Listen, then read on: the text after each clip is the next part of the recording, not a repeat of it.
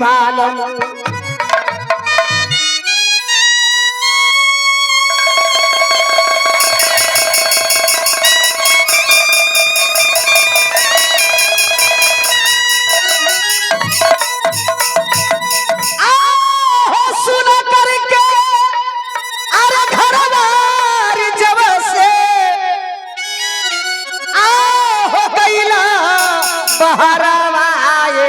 परदेसी बालम आरे भेजला ना आरे एक हूँ खबरवा ए पर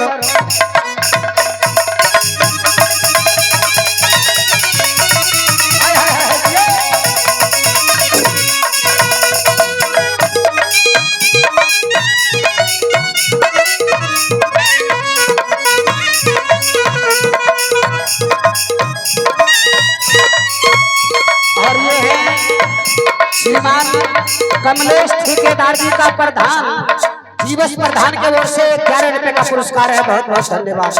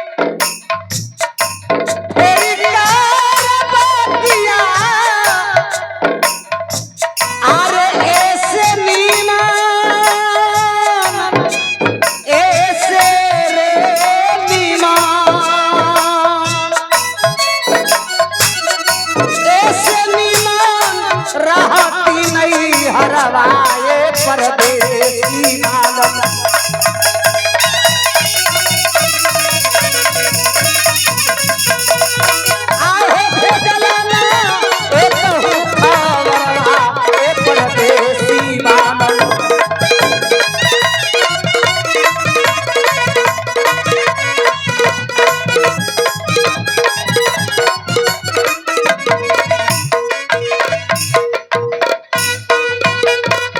और ये आ गए श्रीमान कमलेश ठेकेदार जी। उनका कहना है कि ये हुस्न जवानी तुम्हें क्या मिलेगा इस कमसिन को सताने से। ऐ ठेकेदार जी आपका दांत कोट हो जाएगा ये कच्चा टिकला खाने से। महाराज हाथुरिये आप तो चले जाएंगे नौकरी करने के लिए, लेकिन मैं आपके घर में कैसे रहूंगी महाराज। हाथुरिये यहाँ से जाओ, घर में माँ है ना, पिताजी है ना, तुम्हें कोई चीज का दिक्कत नहीं होने के लिए देगा। जाओ रानी।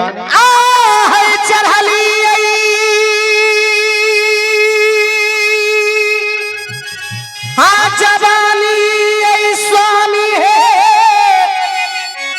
आहे हमारे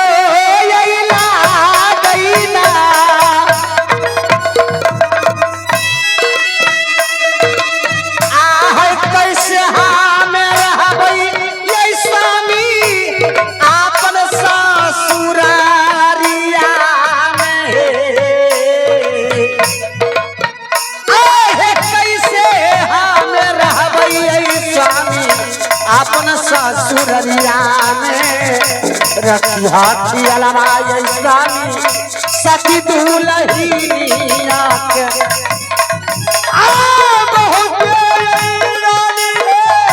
लौट जा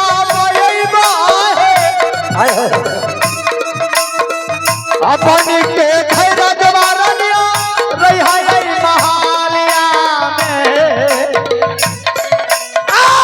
जतरा बनई चिड़िया राजा यही ककरिया के जतरा बनाब चूहरा राजा यही पकारिया के हमें जब चलिए ये सोनी अपन महलिया ना आहे हमें जब चलिए सोनी अपन महलिया नहीं आहे रमकाल बतिया चल सती दुल्हनिया ना रमकाल बतिया चल सती दुल्हनिया ना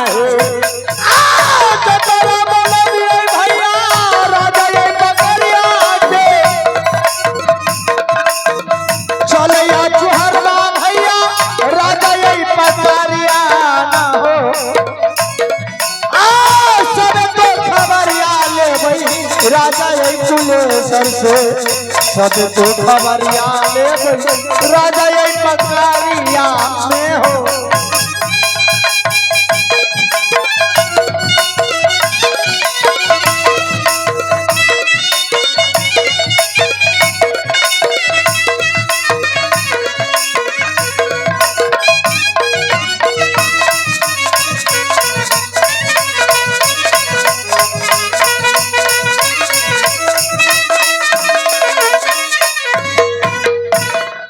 क्या मंत्री, क्या सुरमा शहर में लंदनीपुर से पहुंच चुका है?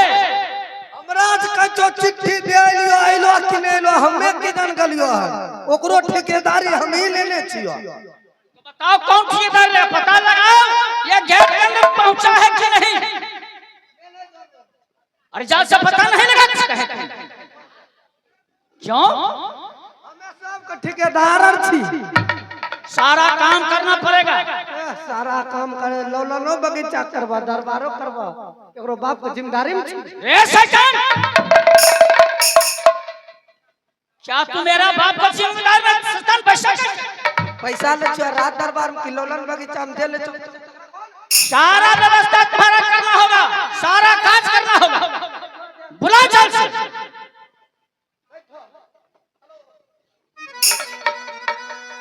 अकल जोरी बिनती राजा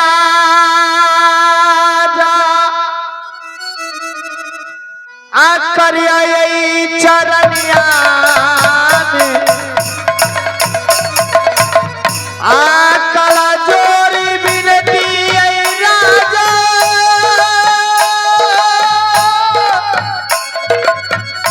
आकरिया तुहारा माना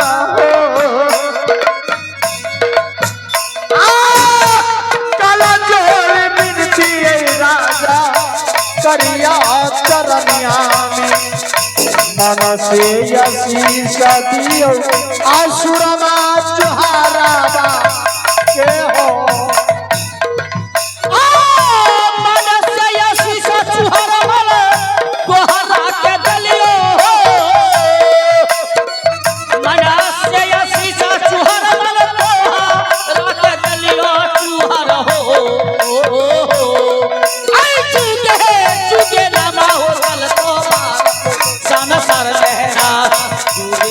जुगे नामा हो चल तो भारत सन सारा मैंने हो।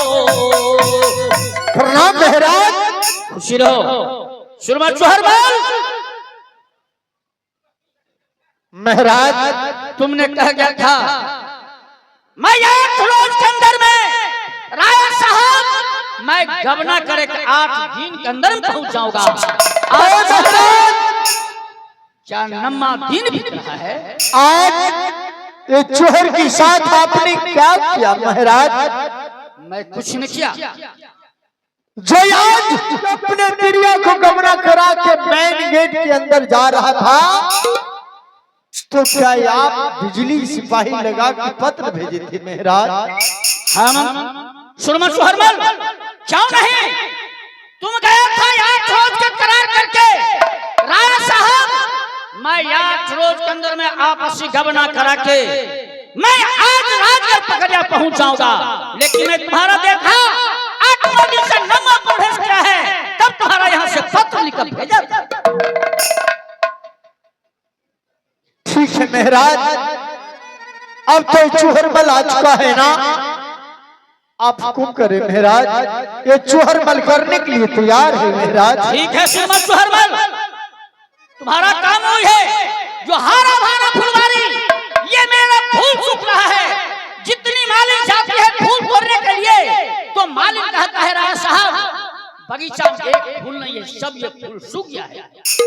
मैं यही कहना चाहता हूँ, तुम यहाँ से जाओ बिजली पहरदार श्रीमद चूहरमल, तुम फुलवारी की ड्यूटी करो।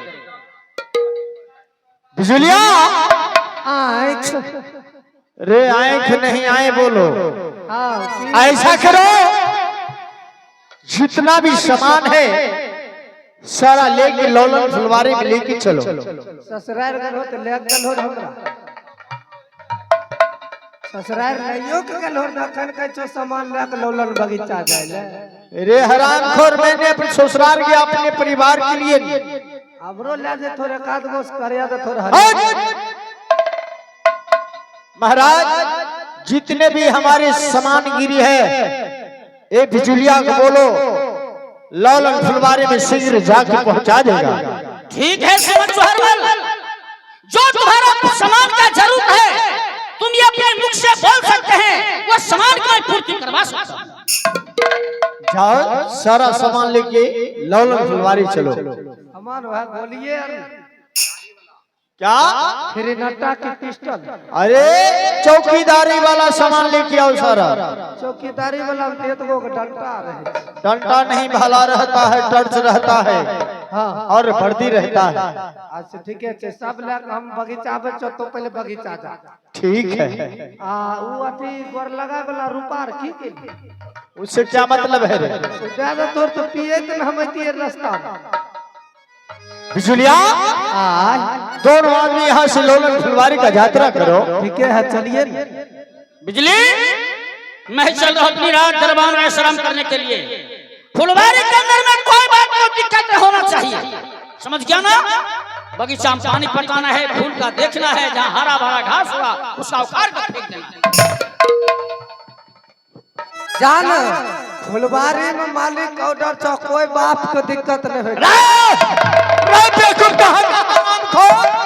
अलगे रोहन रे ऐसा बोलो, कोई बाप का दिक्कत नहीं होगा कि कोई बाप का ना दिक्कत होगा। अच्छा ठीक है, सिपाही जी आप आगे चलिए, तब तक सब चीज सैतने में तनी टाइम में लगेगा। ठीक है, ठीक है। अरे पहाड़ो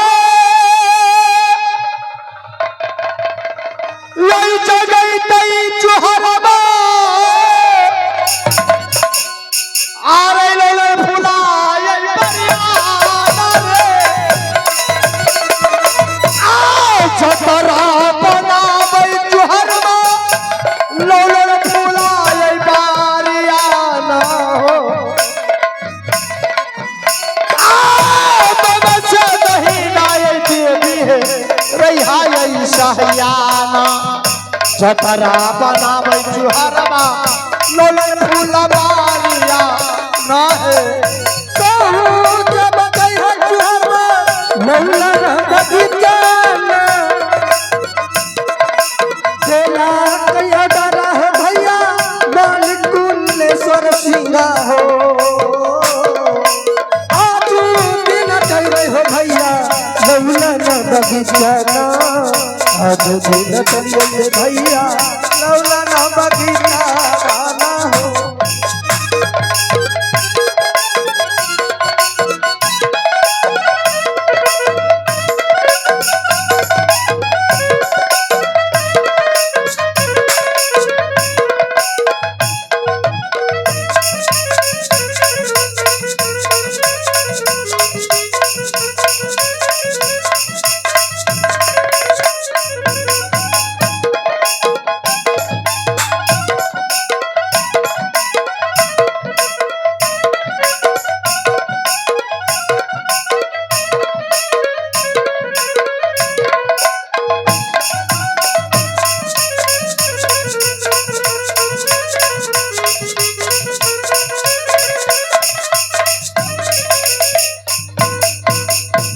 अब तो मालिक का ऑर्डर है कि चूहर बल का सारा वर्दी भाला बर्ची तोड़ चूर चार लेकर लोलन बगीचा जाना चाहिए। हम तो जेबे करेगा, तब तक वो भगवान को भजन गायब लेते हैं।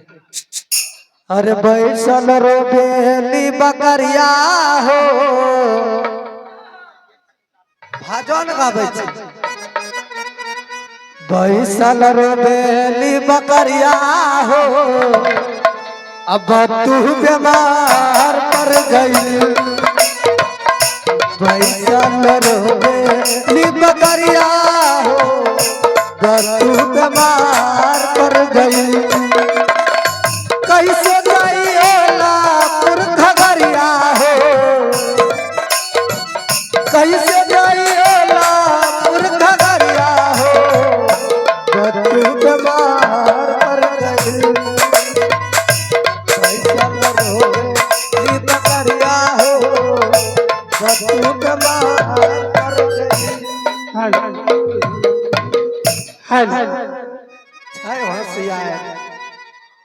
सुमिरान सुमिरान सुमिरान तारै छी, आह माता सरस्वती जी के शरण मनाबै छी ना हो।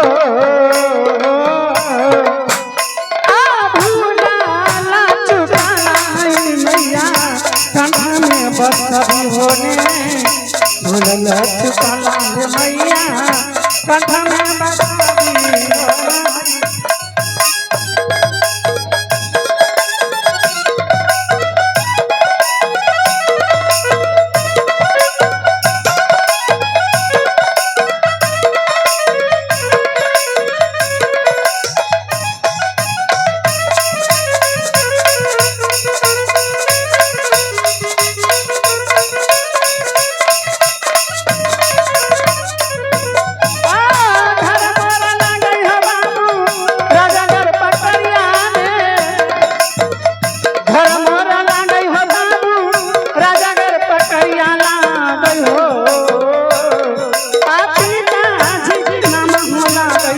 राजा को कुलेश्वर पिताजी के नाम लागल, राजा को कुलेश्वर लागल।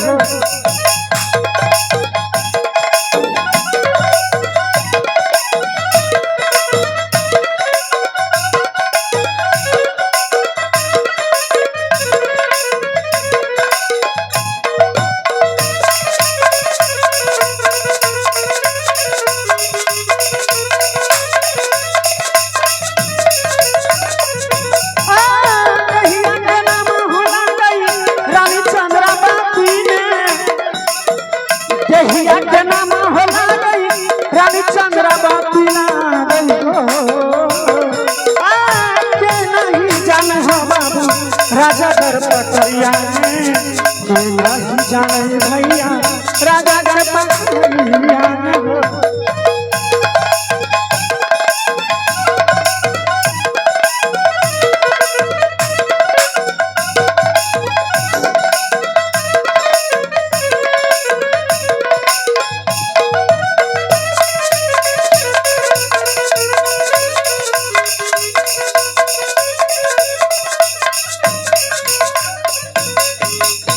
हाँ तो बाबूजी, हमारे घर राजगर पखरिया है, पिताजी के नाम राजा कुलेश्वर सिंह और हमारी नाम चंद्रावती पड़ती है।